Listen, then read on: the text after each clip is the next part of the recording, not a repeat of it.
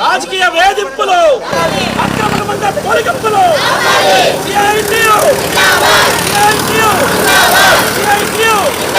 కార్మికుల ఐక్యత, అక్రమమైన తొలగింపులు,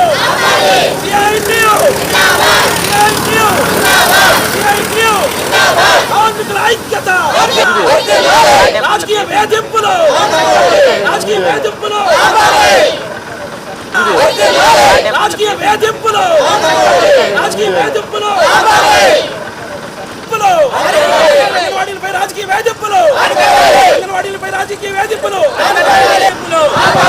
నిరుద్యోగులపై రాజకీయ వేధింపులు, నిరుద్యోగులపై రాజకీయ వేధింపులు, రియల్ ఎస్టేట్లపై రాజకీయ వేధింపులు, అంగన్వాడీలపై రాజకీయ వేధింపులు. జిందాబాద్ జిందాబాద్ జిందాబాద్ జిందాబాద్.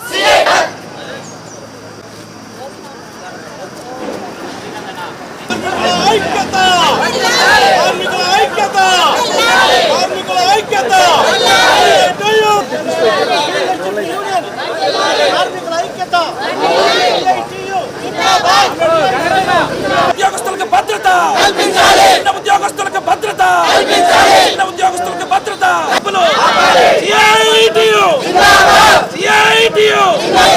ఇచ్చిన హామీలను, రాష్ట్ర ప్రభుత్వం ఇచ్చిన హామీలను రాజకీయ కక్షల ధోరణి, రాజకీయ కక్ష వేధింపులు.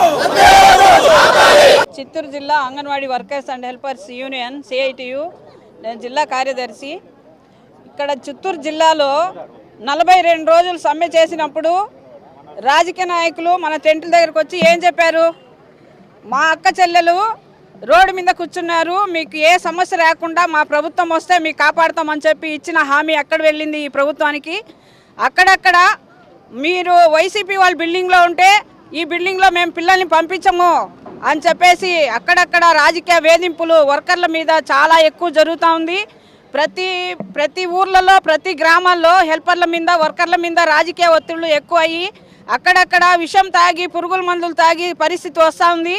ఇది మాత్రం గుర్తు చేసుకోవాలి. మన జిల్లాలో ఎక్కడ కానీ ఏ అంగన్వాడీ వర్కర్ కానీ అన్యాయం జరిగితే CITU యూనియన్గా, అంగన్వాడీ యూనియన్గా ఊరుకోపోమని చెప్పేసి ఈ ప్రభుత్వానికి హెచ్చరిస్తూ ఉన్నాము.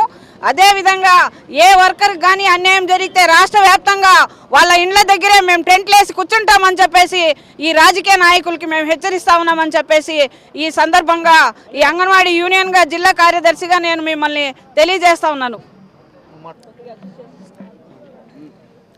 చిత్తూరు జిల్లాలో స్కీమ్ వర్కర్లు, చిరుద్యోగుల మీద గతంలో ఎన్నడూ లేని విధంగా రాజకీయ వేధింపులు తీవ్ర స్థాయిలో ఉన్నాయి. ప్రభుత్వ నిబంధనలకు విరుద్ధంగా ఈరోజు అంగన్వాడీ, ఆశా, మధ్యాహ్న భోజనం, ఫీల్డ్ అసిస్టెంట్లు, VOA రకరకాల చిరుద్యోగుల మీద ఈరోజు ఉద్దేశపూర్వకంగానే రాజకీయ వేధింపులు తీవ్ర స్థాయిలో ఉన్నాయి. వీటిని నిరసిస్తూ ఈరోజు CITU ఆధ్వర్యంలో ఈ ఆందోళన కార్యక్రమం చేపట్టాం. రాష్ట్ర ప్రభుత్వం గతంలో ప్రతిపక్షంలో ఉన్నప్పుడు ఈ కార్మికులందరూ కూడా ఇదే సమస్యల మీద గత ప్రభుత్వం ఇదే వేధింపులు పాల్పడితే వీళ్ళు ప్రతిపక్ష నాయకులుగా ఉండి వీళ్ళకి అందరికి కూడా మద్దతు ఇచ్చిన పరిస్థితి ఉంది.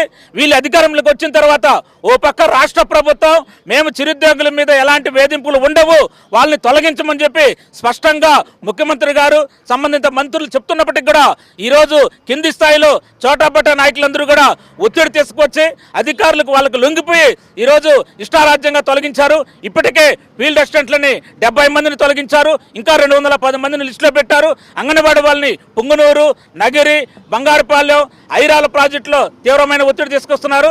సంఘమిత్రుల్ని ప్రతి మండలంలోనూ, ఈ జిల్లాలో 32 మండలాలు ఉంటే 32 మండలాల్లోనూ సంఘమిత్రులు ప్రతి మండలానికి 20 మందిని 15 మందిని తొలగించే లిస్టులు తయారు చేశారు. అదేవిధంగా ఆశా కార్మికుల్ని, మధ్యాహ్న భోజన కార్మికుల్ని ఈరోజు కుప్పం ప్రాంతంలో మధ్యాహ్న భోజన కార్మికులు తొలగించారు.